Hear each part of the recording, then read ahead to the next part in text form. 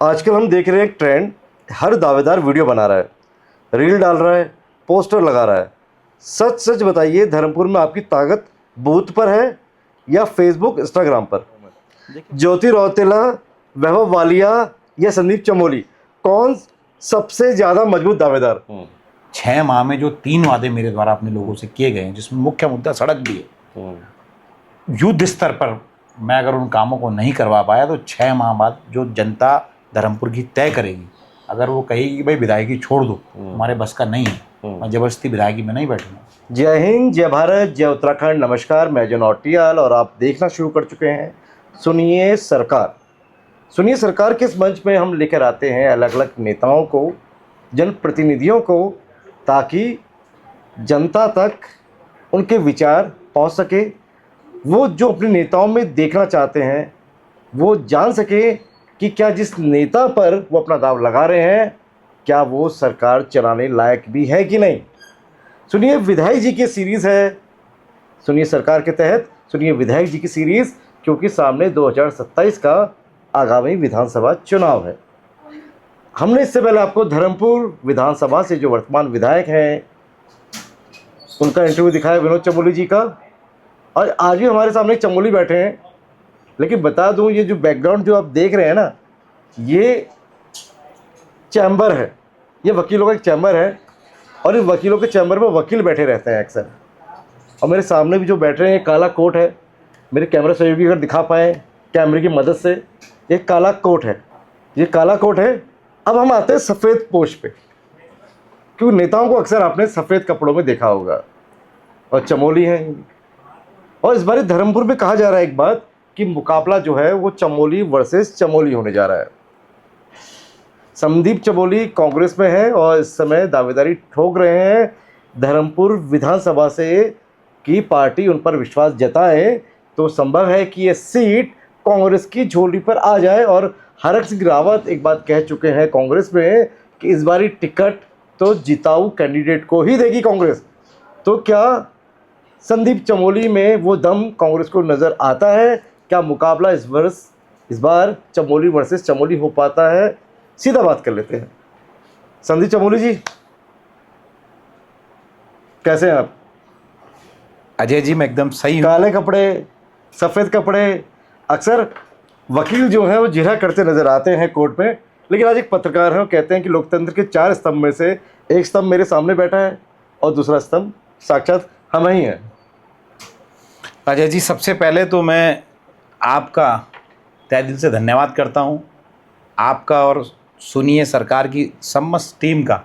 आज जो मेरे कार्यालय में आए, मैं उनका सबका धन्यवाद करता हूँ, सबको साधुवाद करता हूँ। और आपकी ये महत्वपूर्ण सीरीज़ है, इस सीरीज़ का हिस्सा बनाने के लिए मैं आपका दिल से धन्यवाद करता हूँ। अजय जी,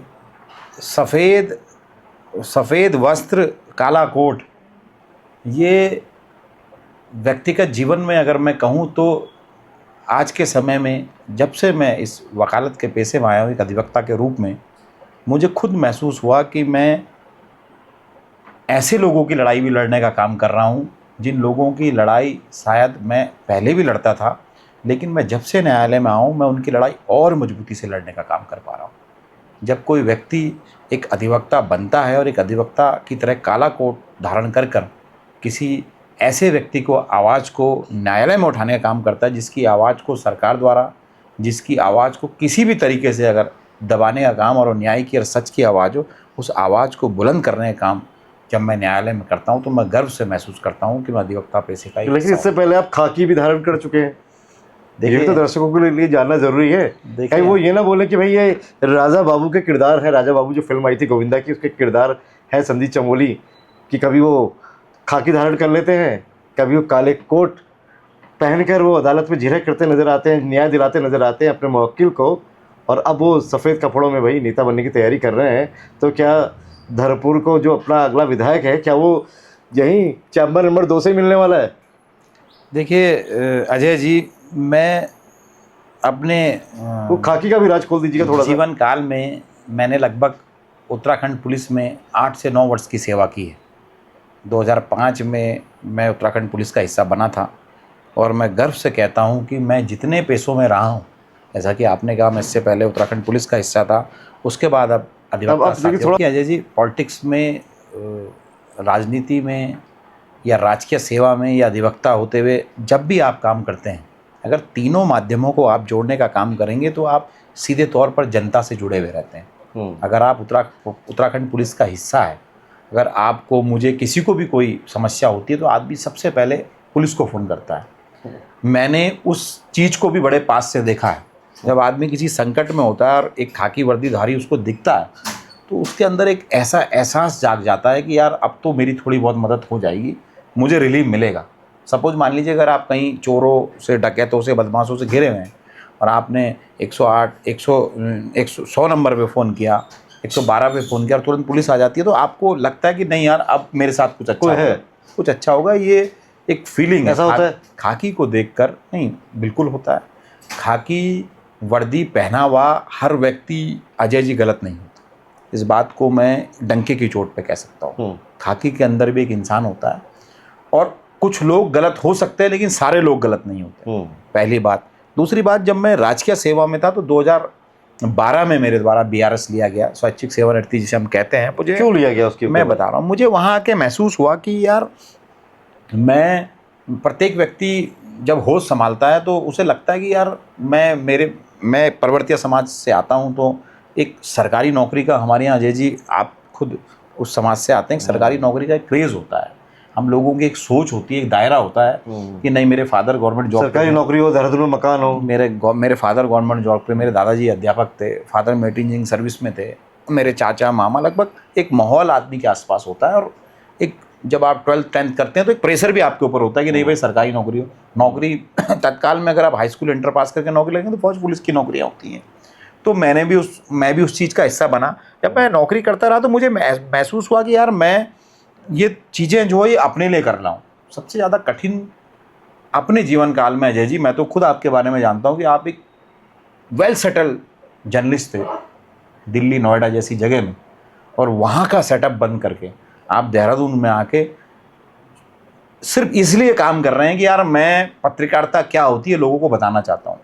मैं वेल सेटल नौकरी पे था, सरकारी नौकरी जिसे कहते हैं, जिसमें हर माह आपको 1 तारीख को सैलरी आनी ही आनी है।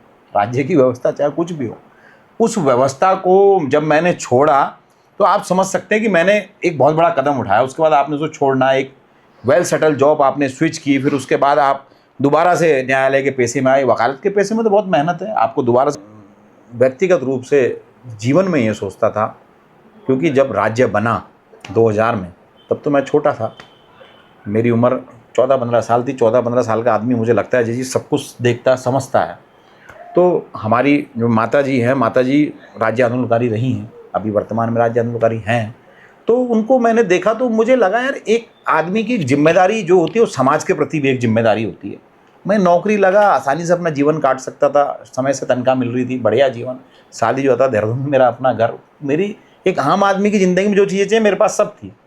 लेकिन मुझे लगा, मैंने अपनी माताजी से, मैं बड़ा अपनी माताजी से प्रेरित रहता हूँ। मेरी माँ ने कहा भाई ठीक है, जीवन है तो हर आदमी फिर ऐसा करके चले जाएगा, अपने समाज के लिए तुम्हारी क्या कंट्रीब्यूशन है। मुझे लगा कि नहीं यार, मैं कुछ ऐसा करूं कि मुझे उसमें थोड़ा बहुत सफ़र करना पड़ा। बड़ा मुश्किल होता है, आप सरकारी नौकरी छोड़ें, रिजाइन करें, जो नौकरी। शादी वादी हुई थी, विवाह हुआ? शादी मैंने 2015 में की, शादी नहीं हुई थी। शादी तो मतलब हमारे यहाँ तो पहाड़ में शादी, नौकरी का मतलब तो शादी होता है। पर आपकी नौकरी लगी सरकारी और देहरादून में कहते हैं मकान हो तो उन्होंने कहा भाई चलो इसकी तो शादी कर दो। लेकिन माँ बाप का, परिवार का मुझे मेंटली सपोर्ट था। मेरे पिताजी ने कहा, मेरे पिताजी मिलिट्री इंजीनियरिंग सर्विस में अकाउंटेंट थे, उन्होंने कहा यार कि नहीं, अगर तुझे लगता है कि तू कुछ और अच्छा कर सकता है तो कर। फिर मैंने सरकारी नौकरी को छोड़ा। सरकारी नौकरी छोड़ने के बाद, क्योंकि मैंने बीच में नौकरी छोड़ी, तो अगर आप बीच में नौकरी छोड़ते तो आपको पेंशन भी नहीं मिलती। अगर मैं 20 वर्ष पूरे करता तो शायद मुझे कुछ मिलता। नौकरी छोड़ी, फिर दोबारा से इस करियर को स्टार्ट किया, और आज मैं वकालत किया, फिर अब राजनीति, वो भी जीरो से।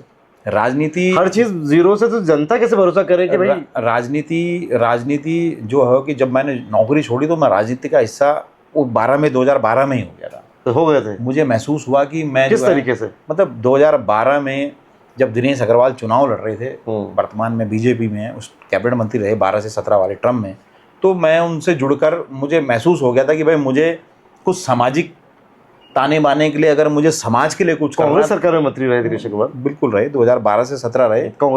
कांग्रेस की सरकार में रहे। तो जब वो 12 में चुनाव लड़े तो मैं उस समय भारतीय राष्ट्रीय कांग्रेस का हिस्सा हो गया था। तो मैं कांग्रेस के कार्यक्रमों में जाने लग गया था। नौकरी छोड़ने के बाद, आप छोड़ने के बाद ऐसा तो नहीं था कि पॉलिटिकल इन्फ्लुएंस था आपका नौकरी छोड़ना? नहीं, पॉलिटिकल मेरे पूरे खानदान में अजय जी दूर दूर तक कोई नेता नहीं, पहली बात। लेकिन सुन रहे हैं कि जो इस बारी तो चाचा जी की वर्सेस चाचा जी भतीजा मुकाबला होने जा रहा है धर्मपुर में। चाचा विनोद चमोली एक आंदोलन से जने हुए नेता हैं। राज्य निर्माण में उनका एक महत्वपूर्ण हाथ रहा है। मैं विनोद चमोली जी का कभी भी विरोधी नहीं रहा हूँ। मैं उनकी पार्टी, जिस पार्टी का हिस्सा, उनकी विचारधारा का विरोधी रहा हूँ। राजनीति में मेरा चाचा जी भी हैं आपके? मेरा एकदम सब बिल्कुल चाचा है। मैं भतीजा सामने भतीजा है।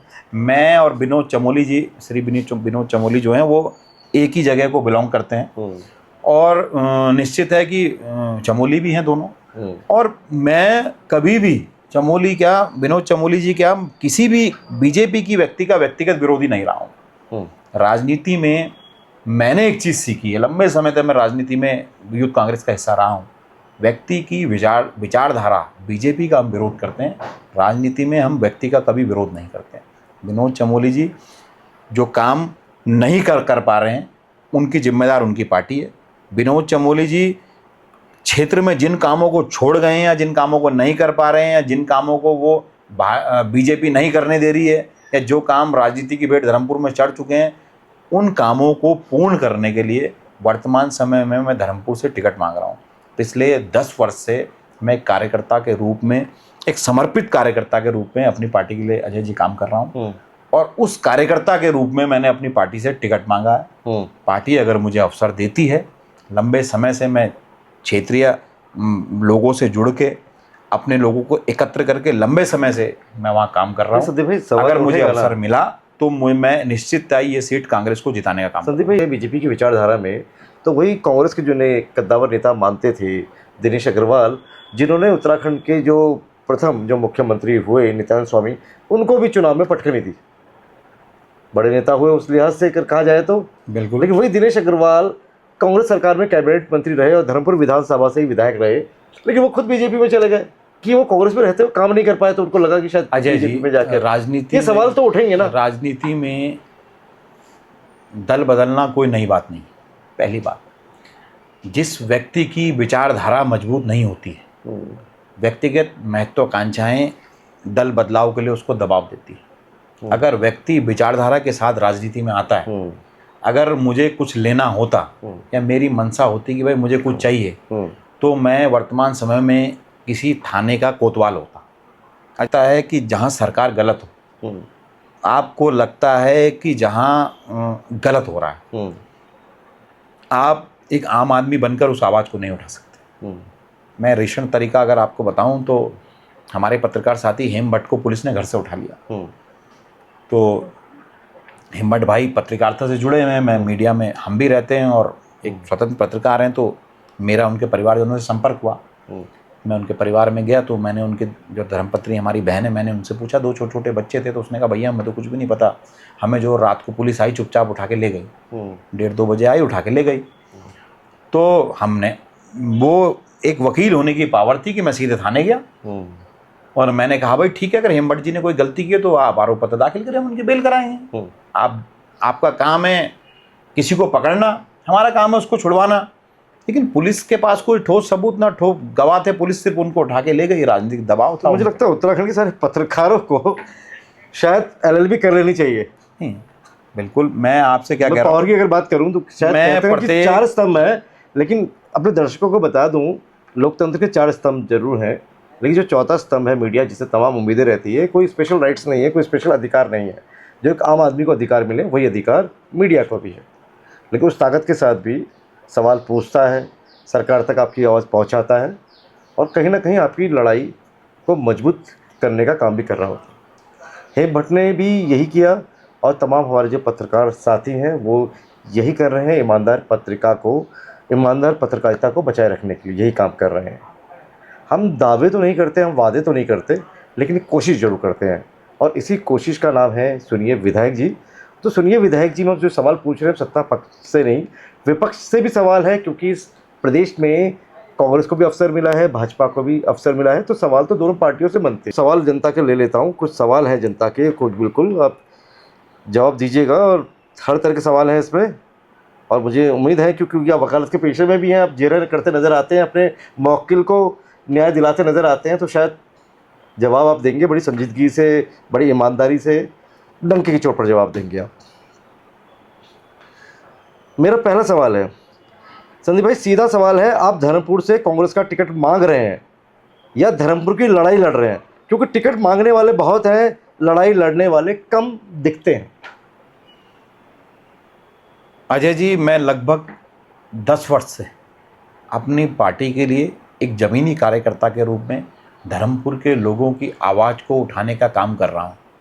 प्रत्येक वो कार्यकर्ता, प्रत्येक वो कांग्रेस का नेता जो लंबे समय से संगठन के लिए, संगठन की विचारधारा को लेकर, क्षेत्र के लोगों की समस्याओं को लेकर जब सड़कों पर रहता है, तो वो अपने कार्य को भांपने के लिए और अपनी पार्टी से ये चाहता है कि वो अपनी पार्टी की आवाज़ बनकर क्षेत्रीय समस्याओं को और मजबूती से, ये लड़ाई लड़ रहे हैं धर्मपुर की, निवारण करके, मैं बता रहा हूँ, निवारण करके वो चाहता है कि उसको अवसर मिले। मेरा काम धर्मपुर की जनता का आवाज़ उठाना है, उस काम को मैं मजबूती से कर रहा हूँ। सवाल वही था ना, टिकट मांगने वाले तो बहुत है लेकिन लड़ाई लड़ने वाले कम दिख रहे हैं। देखिए अजय जी, आदमी की टिकट मांगना एक प्रत्येक कार्यकर्ता का अधिकार है, बहुत सारे लोग टिकट मांगेंगे और मांगना भी चाहिए, लेकिन जो नेता होता है उसका पहला कर्तव्य जो होता है वो क्षेत्र की जनता की आवाज़ को उठाना है। उसको मैं प्राथमिकता में रखता हूँ और सदैव कोशिश करता हूँ कि मैं वर्तमान समय तो किसी निर्वाचित पद पर नहीं हूँ अजय जी, लेकिन सदैव आप मुझे इस राज्य की जल जंगल ज़मीन की लड़ाई को,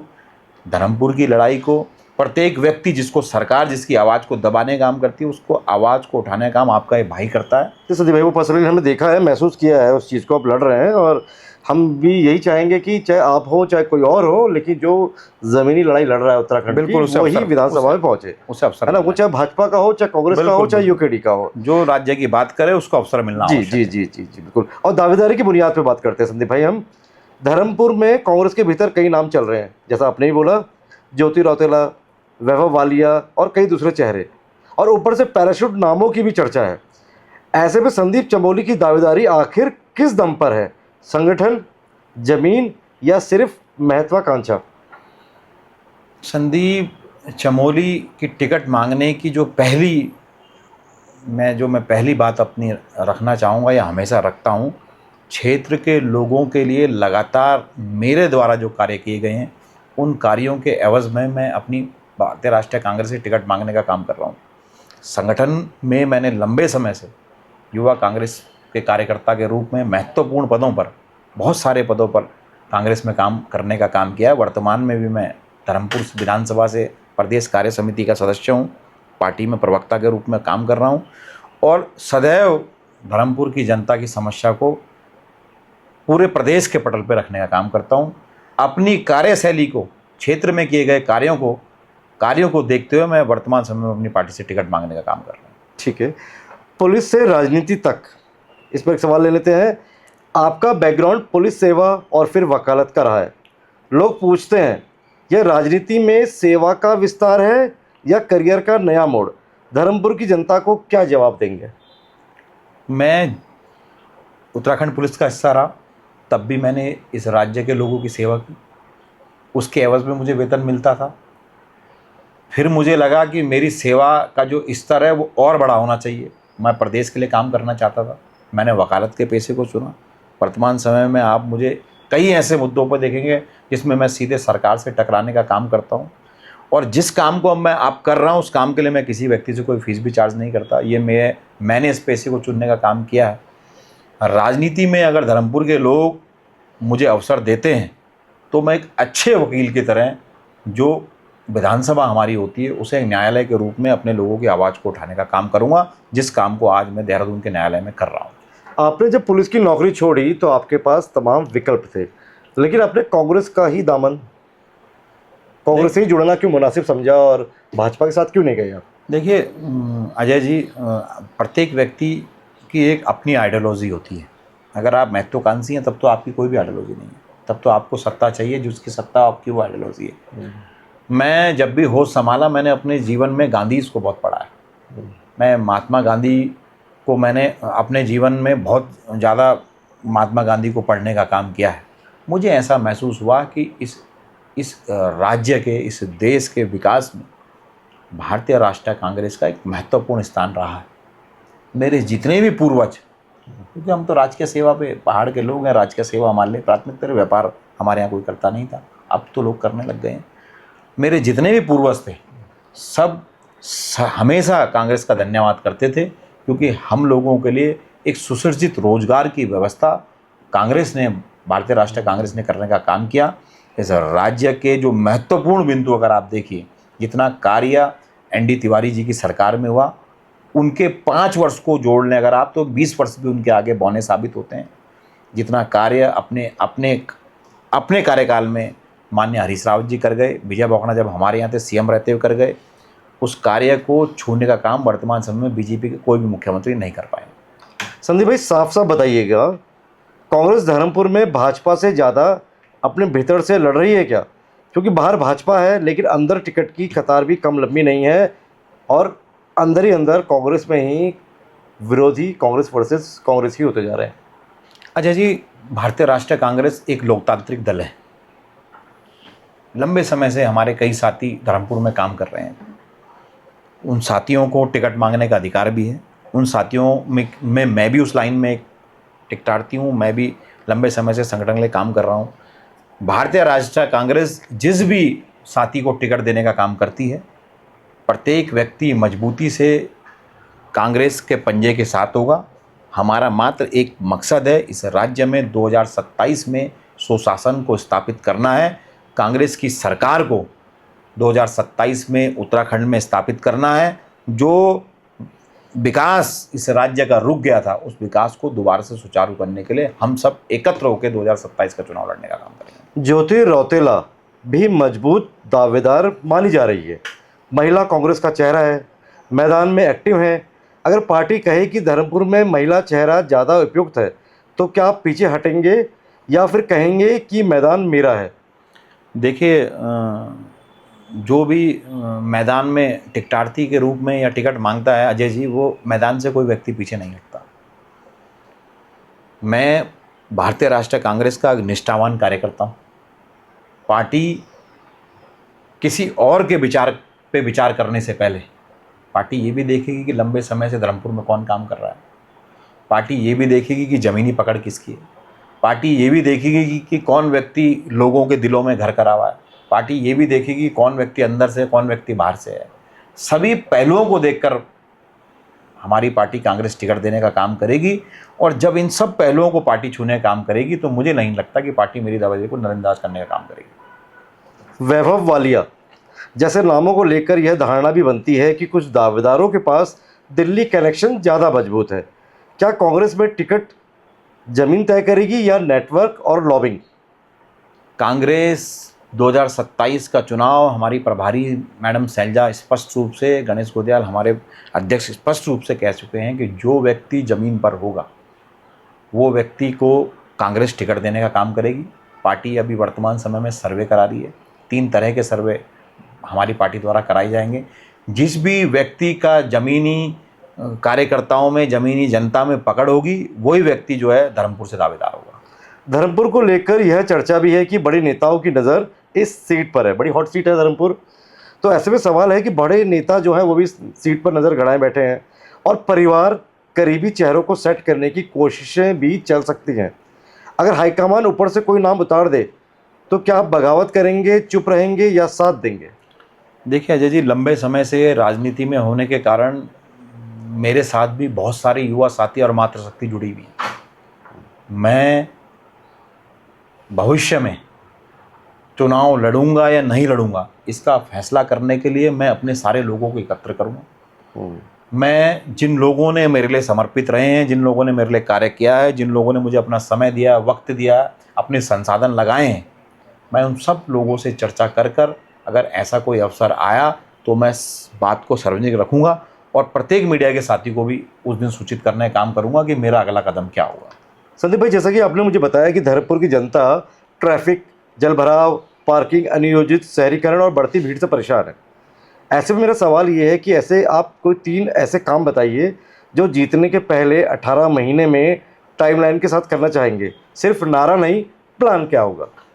देखिए अजय जी, 3 महत्वपूर्ण काम मैं अगर विधायक बनता हूं तो मैं धर्मपुर के लिए 18 महीने आप कह रहे हैं, मैं कह रहा हूं कि मैं आने वाले 6 माह के अंदर इन कार्यों को करना चाहूँगा। पहला कार्य जो मेरा होगा, एक सुचारू जल व्यवस्था धर्मपुर के प्रत्येक इलाके में एक सुचारू जल व्यवस्था की व्यवस्था मैं करना चाहूँगा। अधिकांश हमारे इलाकों में जल व्यवस्था की बहुत बड़ी समस्या है। लोगों को मोटरों से पानी निकालना पड़ रहा है, लोगों को घरों में पानी समय से नहीं आ रहा है, लोगों को जितना पानी चाहिए उतना पानी नहीं आ रहा है। अगर हमारे लोग जो अपने घर कूड़ी छोड़कर पहाड़ से देहरादून में बसे हैं, अगर मैं एक विधायक होने के नाते उन्हें पानी भी मुहैया नहीं करवा रहा हूँ, तो ऐसी विधायकी की मुझे कोई आवश्यकता नहीं है, पहली बात। दूसरी बात, देहरादून पूरे राज्य की राजधानी है। सिटी ऑफ हार्ट की अगर आप बात करें तो हम घंटाघर को कहते हैं। घंटाघर से जब हम शहरीकरण की बात करते हैं तो हम कारगी चौक पे पहुंचते हैं। कारगी चौक जाते समय एक बहुत बड़ा कूड़े का ढेर, क्योंकि नेशनल हाईवे है, हरिद्वार जाने का रास्ता वही है, दिल्ली जाने का रास्ता वही है, बाईपास वही है, सब वही है। उस रास्ते पे जब पूरे भारत के लोग उस रास्ते से आना जाना करते हैं, स्वयं जो आसपास सस्ती लोग कॉलोनी है, पीछे बंजारावाला से लगता हुआ क्षेत्र है, नीचे चांचक है, आसपास के जितने इलाके हैं, स्कूल भी है वहीं पे, स्कूल बलौनी क्लासेस स्कूल है, जब वहाँ बारिश का समय होता है या जब वह हवा चलती है तो पूरा इलाका जो है कम से कम 4-5 किलोमीटर रेडियस का महक जाता है। मेरी प्राथमिकता ये होगी, मुझे कोई भी व्यवस्था करनी पड़े, लेकिन मैं अपनी विधानसभा से उस कूड़े के ढेर को एनी हाउ बिना शर्त के, कोई शर्त नगर निगम की नहीं मानूंगा, चाहे हमारी सरकार हो चाहे हमारी सरकार ना हो, उस कूड़े के ढेर को धर्मपुर से बाहर फेंकने का काम करूँगा। दूसरी बात, तीसरी बात, मैं तेजी से धर्मपुर में परवर्तीय समाज के लोग बढ़ रहे हैं। आज वर्तमान समय में अगर आप विधानसभा की बात करते हैं तो लगभग 2,25,000 के आसपास हम वोटर हो चुके हैं, जिसमें लगभग 1,10,000 परवर्तीय समाज का व्यक्ति है, अन्य भी कई समाज के लोग हैं। इन सब समाज के लोगों के जो यंग जनरेशन है, वो जनरेशन रोजगार के संकट से बहुत परेशान है, क्योंकि आसपास हमारे पास जगह नहीं, इंडस्ट्रियाँ लग नहीं सकती। लेकिन हमारे धर्मपुर के क्षेत्र में मौबे वाला एक ऐसी जगह आती है जहाँ वर्तमान में 4-5 फैक्ट्रियाँ संचालित हो रही हैं। मैं प्राथमिकता में ये करूँगा कि धर्मपुर के जो स्थानीय युवा हैं, उन युवाओं को इन फैक्ट्रियों में प्राथमिकता से रोजगार दिलाना सुनिश्चित कराऊंगा। उसके साथ ही साथ जो युवा हमारे पढ़े लिखे हैं,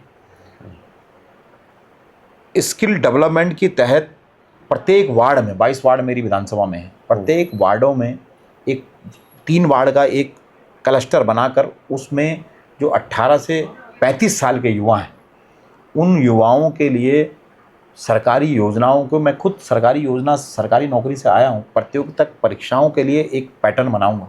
मैं खुद कोचिंग की है, मैंने खुद तैयारी की है, मैंने खुद व्यवस्था को झेला। हमारे लोग उसको वहन नहीं कर पाते हैं।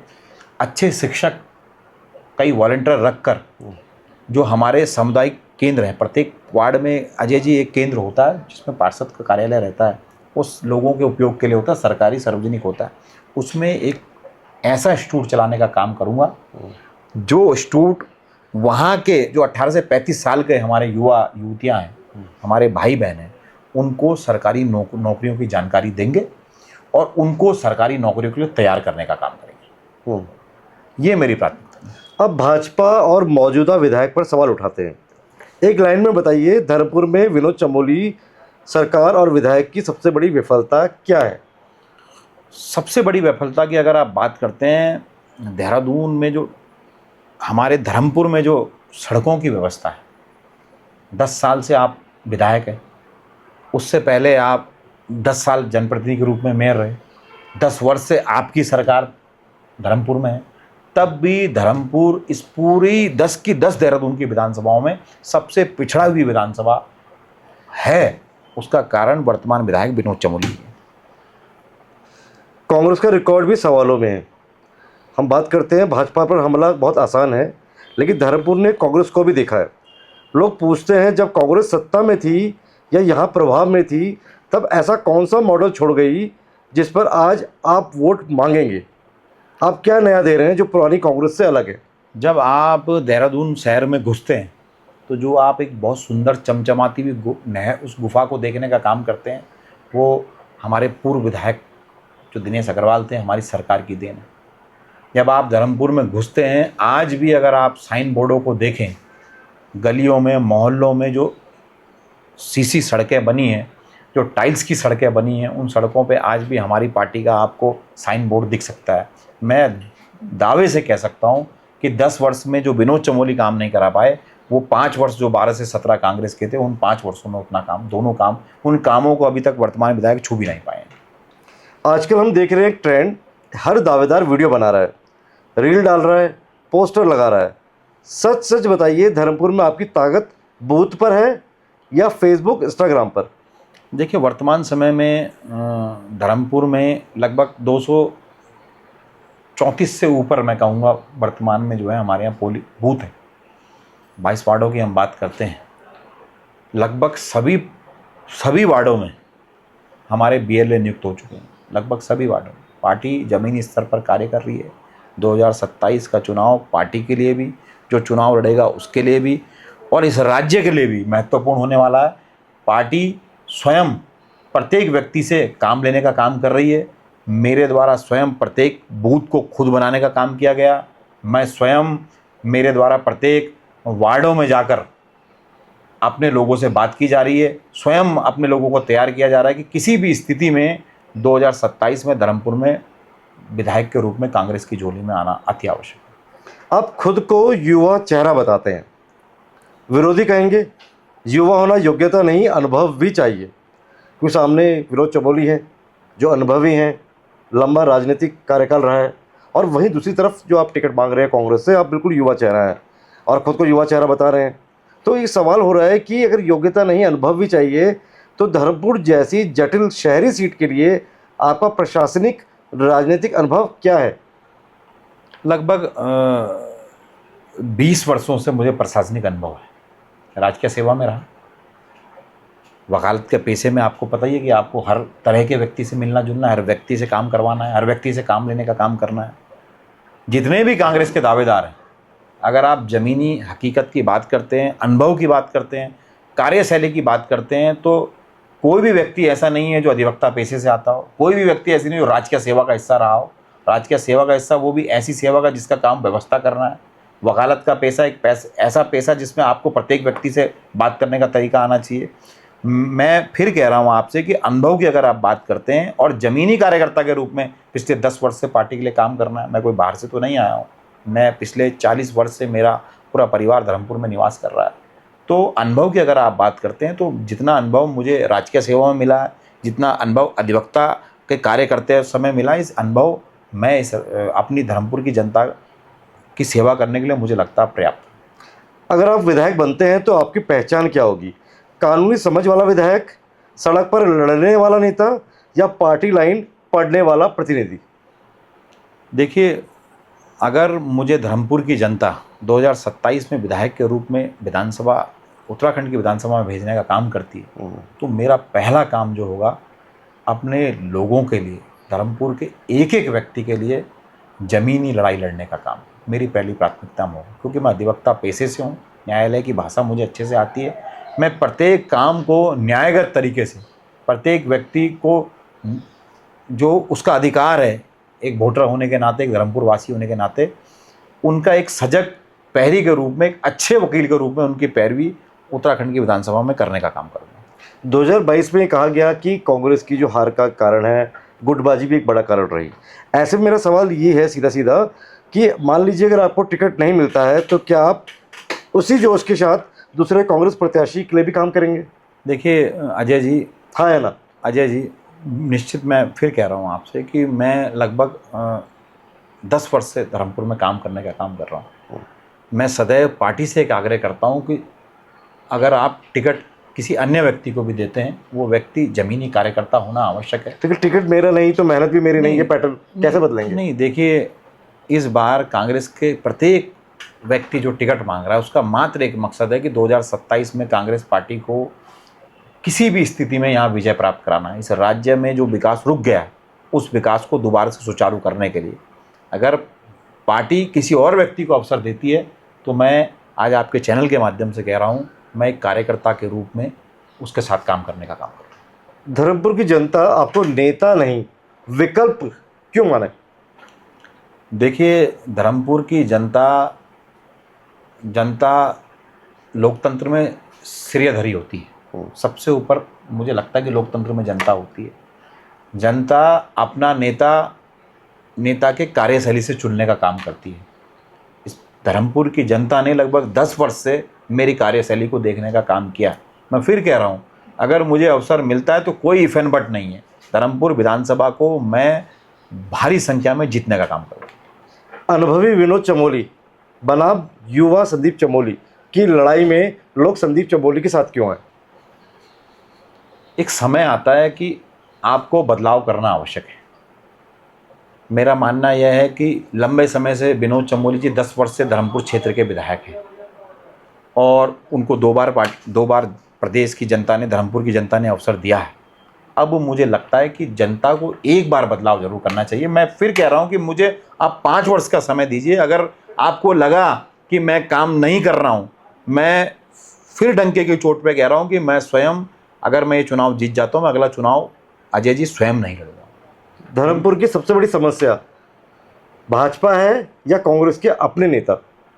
धर्मपुर की ईमानदारी पूर्वक जवाब सबसे दीजिए, बड़ी जो, ताकि अगला इंटरव्यू जब हम कांग्रेस के शीर्ष लीडर्स का करें, टॉप लीडर्स का, तो हम जो युवा है कांग्रेसी उनकी बात भी पहुंचा पाएं। धर्मपुर की सबसे बड़ी समस्या जो है अजय जी, वो है देहरादून में होते हुए भी धर्मपुर क्षेत्र की अनदेखी बीजेपी के द्वारा किया जाता है।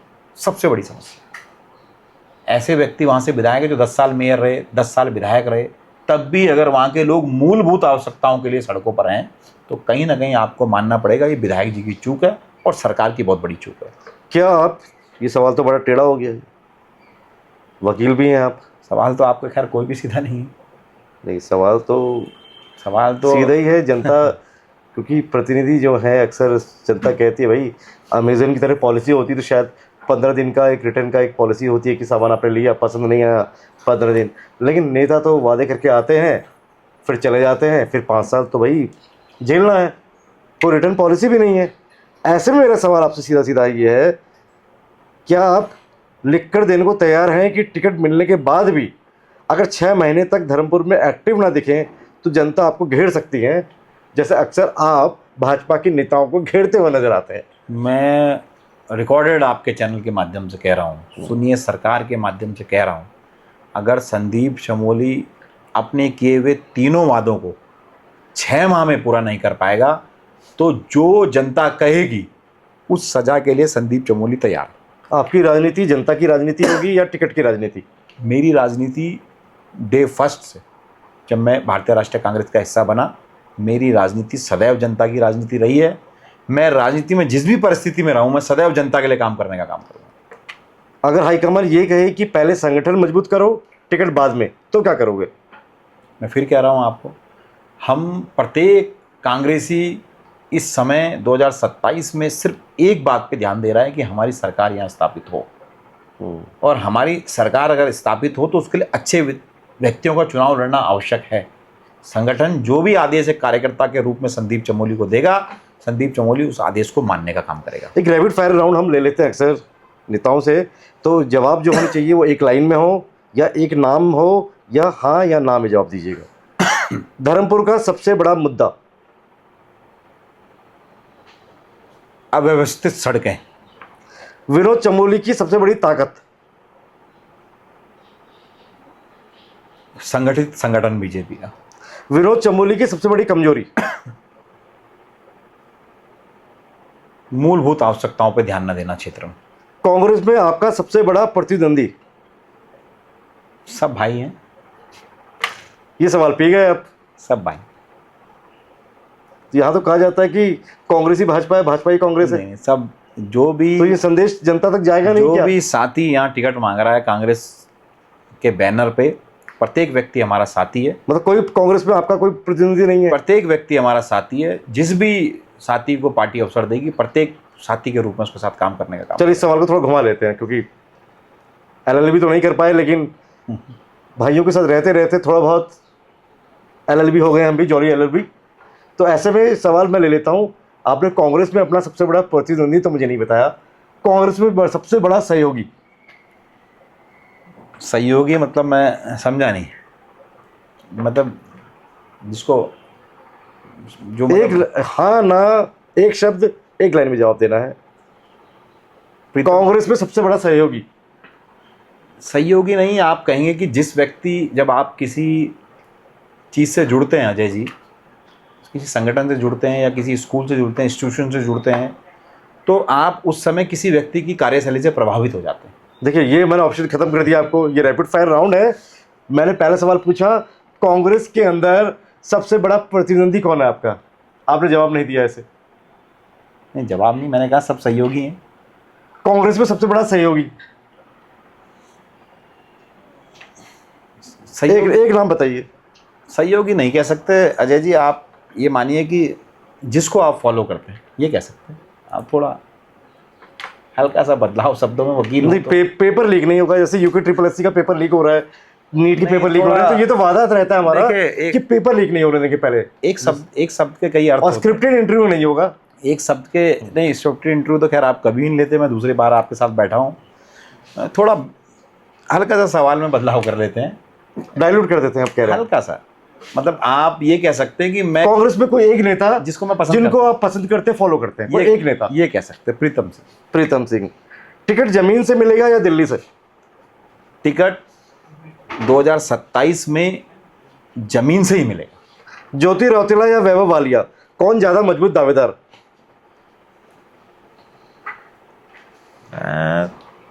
दोनों अच्छे साथी हैं लंबे समय। नहीं, दोनों अच्छे साथी हैं। यूथ कांग्रेस में दोनों ने मेरे साथ मिलकर हमने काम किया है। वो भी यूथ कांग्रेस का हिस्सा थे, हम भी यूथ कांग्रेस का हिस्सा हैं। दोनों साथियों ने अपनी अपनी विधानसभाएं छोड़ी हैं। ज्योति दीदी लाइंसडोन से लड़ती थी, वैभव जी कैंट से तैयारी कर रहे थे।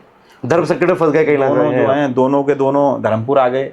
जनता की कचहरी में कहीं ना कहीं। नहीं, मैं जो हमारे भाई हैं संदीप चमोली, मैं तो पहले से छोटे हैं तो मैं छोटा भाई कहता हूँ, लेकिन कहीं ना कहीं जनता की कचहरी में फंस रहे हैं। नहीं अजय जी, मैं तो धर्मपुर में पहले से था ना, मैं तो कहीं गया नहीं, मैं तो वहीं हूँ। हमारे साथी अन्य जगह से आए, उन्हें लगा कि नहीं भाई हमें यहाँ से लड़ना चाहिए, तो स्वागत है, तो पार्टी है, स्वतंत्र विचारधारा है, लड़ने आए तो उनका स्वागत है। वो एक मुझे टिकट मिलेगा तो मेरे साथ मजबूती से लग के मुझे। चलिए इस सवाल को थोड़ा और घुमा देता हूँ मैं। ज्योति रौतेला, वैभव वालिया या संदीप चमोली, कौन सबसे ज्यादा मजबूत दावेदार? निश्चित है, तीनों लोगों में हर व्यक्ति, अगर मैं सवाल ये आपसे भी करूंगा तो आप अपना ही नाम। नहीं, मुझसे सवाल नहीं, मैं मुझे मेरी भूमिका में रहने दीजिए। तो जैसे चेयरमैन नंबर 2 आपका है, मुझे मेरी भूमिका में रहने दीजिए। मैं फिर सवाल दोहरा रहा हूँ, ज्योति रौतेला, वैभव वालिया या संदीप चमोली, कौन सबसे ज्यादा मजबूत दावेदार? संदीप चमोली, क्योंकि स्थानीय है, लोकल है, लगभग 10 वर्ष से पार्टी के कार्यकर्ता के रूप में वहाँ काम कर रहा है, लंबे समय से काम कर रहा है। और आप देखें तो जाति समीकरण में मैं फिट बैठता हूँ।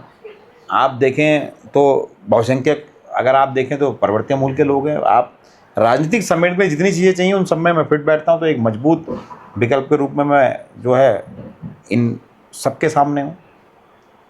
अगर टिकट ना मिला तो पार्टी नहीं छोड़ेंगे, हाँ या ना? बिल्कुल नहीं छोड़ेंगे। हरीश रावत का आशीर्वाद जरूरी है, तो पूर्व मुख्यमंत्री जो हरीश रावत है उनका आशीर्वाद जरूरी है, हाँ या ना? बिल्कुल जरूरी है। हमारे वरिष्ठ नेता हैं, एक वरिष्ठ नेता होने के नाते जो है मुझ जैसे प्रत्येक युवा चाहते हैं कि हरीश रावत जी का आशीर्वाद उनके साथ रहे। ये बहुत इंपॉर्टेंट सवाल है। धर्मपुर में भाजपा मजबूत है या कांग्रेस कमजोर? धर्मपुर में वर्तमान समय में मेरा मानना ये है कि कांग्रेस अधिक मजबूत है, क्योंकि आप प्रदेश की बात वर्तमान समय में साइड रखिए, अगर आप ऑल ओवर धर्मपुर की बात करते हैं, धर्मपुर की जनता इस समय बदलाव का मन बना चुकी है। पर इस प्रदेश की, मैं कह रहा हूँ, बदलाव की जो पहली सीढ़ी स्टार्ट होगी वो धर्मपुर से स्टार्ट होगी। एक शब्द में धर्मपुर की राजनीति।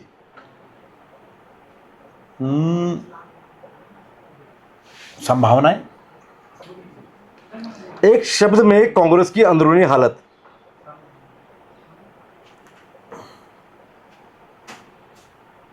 एक शब्द में क्या कहा आपने? मैं एक शब्द में कांग्रेस की अंदरूनी हालत बयां कर दीजिए। बहुत प्रगतिशील। एक शब्द में भाजपा सरकार। यहाँ तो खुलकर बैटिंग कर सकते हैं आप। निराशाजनक। और भी खेल सकते हैं, 2-4 चौके छक्के, वैभव सूर्यवंशी, क्योंकि एक वैभव वालिया भी है ना आपकी पार्टी में। निराशाजनक, राज्य के लोगों को निराश करने वाली, सही फैसले न लेने वाली, भू कानून में कमज़ोर सरकार, रोजगार में कमज़ोर सरकार, हर स्थिति में धाकड़धामी, किसी भी स्थिति में धाकड़धामी नहीं हो पाए। एक सवाल, लेकिन हालांकि इसका जवाब मुझे मालूम है पहले से। 2027 में धर्मपुर कांग्रेस जीतेगी या हार जाएगी?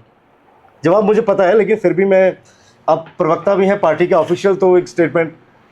निश्चितता ही 2027 में भारतीय राष्ट्रीय कांग्रेस धर्मपुर को जीतने का काम करेगी और 2027 में पूरे प्रदेश में पूर्ण बहुमत से हमारी पार्टी सरकार। जवाब हालांकि मुझे पता था इसका कि संदीप चमोली यही जवाब देंगे, और वही जवाब कि अजय लौटियाल 100 में से 100 नंबर से पास हो गया कम से कम इस। चलिए इससे आगे बढ़ते हैं, बातों का सिलसिला बढ़ाते हैं। आपको टिकट मिला तो जीत का मार्जिन कितना सोच रहे हैं? क्योंकि दूसरी तरफ भाजपा विधायक विनोद चंबोली रिकॉर्ड बना रहे हैं। पहली बार जो जीत का मार्जिन था, दूसरी बार में फिर बढ़ गया। इस बार दावा है कि वो जीत की हैट्रिक, क्योंकि 2 मौके हैं उनके पास, जहां भाजपा के लिए भी हैट्रिक बनाने का मौका है, तो विनोद चंबोली को भी अगर टिकट मिलता है उनके भी हैट्रिक बनाने का मौका है। वो कह रहे हैं कि दावे कर रहे हैं कि भाई साहब जीत का मेरा मार्जिन बढ़ने वाला है। तो ऐसे में मेरा सवाल है, अगर कांग्रेस संदीप चमोली पर विश्वास जताती है, आपको टिकट मिलता है, तो जीत का मार्जिन कितना सोच रहे हैं? वर्तमान समय में अगर फरवरी माह में चुनाव होते हैं, अगर भारतीय राष्ट्रीय कांग्रेस के टिकट पर मैं चुनाव लड़ता हूँ अजय जी, तो यकीन मानिए, मैं रिकॉर्डेड आज इस बात को आपको कह रहा हूँ कि लगभग 10,000 से ऊपर मैं यहाँ पार्टी को विजय कराने का काम करूँगा। धर्मपुर की जनता की नज़र से जो आपका अनुभव है, आप जो जा रहे हैं, दौरे कर रहे हैं, और आप कह रहे हैं कि बिल्कुल ग्राउंड, जो पत्रकारों का काम होता है ग्राउंड रिपोर्टिंग, वो आप ही लोगों ने खैर संभाल ली है। कैमरा भी ऑन रहते हैं, रील्स भी बन रही है, गड्ढे भी दिखा रहे हैं आप अलग अलग एंगल से। तो ऐसे में मेरा सवाल है कि धर्मपुर की जनता की नज़र से जो भाजपा के जो वर्तमान विधायक हैं विनोद चंबोली, उन्हें 10 में से कितने नंबर देंगे और खुद को कितने? नहीं, नंबर तो मुझे लगता है कि विनोद चमोली जी को दिए जाने चाहिए। हमें तो नंबर अभी मिल नहीं सकते, जब हमें अवसर मिलेगा तो हमें नंबर, हमारा भी मूल्यांकन होना चाहिए। उन्हें कितने देंगे 10 में से? 10 में से विनोद चमोली जी को 3 नंबर दे दीजिए। और उससे पूर्व जो आप ही की टीम के रहे दिनेश अग्रवाल, पूर्व कैबिनेट मंत्री, धर्मपुर से कांग्रेस में रहे, अब भाजपा में आ गए, उनके कार्यकाल को 10 में से कितने नंबर? फिर आपसे कह रहा हूँ कि इन 12 से 17 का जो कार्यकाल भारतीय राष्ट्रीय कांग्रेस। नहीं, मेरा सवाल सिंपल सा है, मैं 10 में से नंबर कितने देंगे दिनेश अग्रवाल जी के कार्यकाल को? 10 में से दिनेश अग्रवाल जी के कार्यकाल को मैं 8 नंबर देना चाहूँगा। मैं फिर कह रहा हूँ आपसे कि शहरी व्यवस्था में वोटर की जो मुख्य मांग है वो सड़क, बिजली, पानी। रोजगार तो आप मुहैया यहाँ इतनी स्थिति में करा नहीं सकते, कोई इतनी बड़ी फैक्ट्रियाँ हैं नहीं। इन 3 मांगों पे दिनेश अग्रवाल जी के द्वारा अपने कार्यकाल में मजबूती से काम किया गया, क्योंकि मैं उन कामों का खुद साक्षी रहा। चलिए, आप कह रहे हैं कि दिनेश अग्रवाल जो है उन्हें 10 में से 8 नंबर दे रहे हैं, दिनेश अग्रवाल, विनोद चमोली जी को 10 में से 3 नंबर दे रहे हैं। संदीप चमोली अगर होते तो 10 में से क्या 10 नंबर ला के पास होते? देखिए, मैं फिर कह रहा हूँ आपको कि अगर 2027 में विधायक के रूप में मैं चुनकर विधानसभा जाता हूँ, तो मैं 6 माह का समय अपने वोटर से मांगने का काम करता हूँ। 6 माह में जो 3 वादे मेरे द्वारा अपने लोगों से किए गए हैं, जिसमें मुख्य मुद्दा सड़क भी है, युद्ध स्तर पर मैं अगर उन कामों को नहीं करवा पाया, तो 6 माह बाद जो जनता धर्मपुर की तय करेगी, अगर वो कहेगी कि भाई विधायकी छोड़ दो, हमारे बस का नहीं है, मैं ज़बरदस्ती विधायकी में नहीं बैठूंगा। मैं व्यक्ति हूँ जिसने सरकारी रोजगार को सिर्फ इसलिए छोड़ दिया कि मुझे लगता था कि यहाँ सेवा का स्तर सीमित है, क्योंकि आप कर्मचारी होते हैं। मैं वकालत के पेशे में सिर्फ इसलिए आया हूँ कि मैं अपने राज्य के लोगों की सेवा कर चुका हूँ। मुझे अगर 6 माह तक मुझे लगा कि मैं अपने पद से व्यवहारिता नहीं कर पा रहा हूँ, मैं उत्तराखंड के इतिहास में पहला ऐसा विधायक होऊंगा अजय जी तो इस्तीफा देने का ये तो इतिहास बन जाएगा। मैं पहला वैसा व्यक्ति होऊंगा जो इस्तीफा देगा, सार्वजनिक रूप से प्रेस कर कहेगा भैया मैं काम नहीं कर पा रहा हूँ, और मैंने जो लोगों से वादी की उनको पूरा नहीं कर पा रहा हूँ। तो लोग ये नहीं बोलेंगे कि बड़ा अस्थिर व्यक्ति है संदीप चमोली, नहीं, पुलिस सेवा में रहते हैं, छोड़ देते हैं, वकालत कह रहे हैं, अजय जी मैंने छोड़ा कुछ नहीं। मैंने ईमानदारी से 8-9 वर्ष अपनी राजकीय सेवा को किया, बहुत ईमानदारी से। मेरे साथ का जो सहयोग मिलेगा बताएगा मेरे बारे में। फिर मुझे लगा कि यार नहीं, मैं इससे अच्छा कर सकता हूँ, तो मैं यहाँ आ गया। क्योंकि वहाँ जब आप राजकीय सेवा में होते हैं, आदमी बाउंडेशनें होती हैं। आप ना मीडिया में कुछ कह सकते हैं, ना किसी के आउट ऑफ वे में जाके सेवा कर सकते हैं। मैं ऐसे पेशे में अधिवक्ता कि आप सरकार से आंखों में आंखें डालकर पूछिए कि आपने ऐसा क्यों नहीं किया। ये ताकत मुझे मेरा पेशा देता है। वहाँ जो मेरा पेशा था वो मुझे रोकने का काम करता था। मैं फिर कह रहा हूँ कि मैं अगर अपने पद से व्यवहारिकता नहीं कर पाया, मैं सिर्फ सुख सुविधाओं के लिए विधायक नहीं बन रहा हूँ। सुख सुविधाओं के लिए विधायक बनना होता, मैंने फिर कहा है, मैं अच्छी जगह होता, आराम से रोजगार करता, नौकरी। अगर आप स्वयं अजय नौटियाल अगर लग्जरी जीवन जीना चाहता तो वो बहुत वेल सेटल आप पत्रकार थे, और कॉर्पोरेट बड़े पत्रकार जिसे कहते हैं, एनडीटीवी आप चला रहे होते और अच्छे अच्छे चैनल चला रहे होते। आपने अपना स्टार्टअप शुरू किया, फिर आपने जीरो शुरू करके आपको दोबारा आपको खड़ा कर लिया। व्यक्ति के लिए जीवन में, हम पहाड़ के लोग हैं, हमारे लिए स्वाभिमान सर्वोपरि है।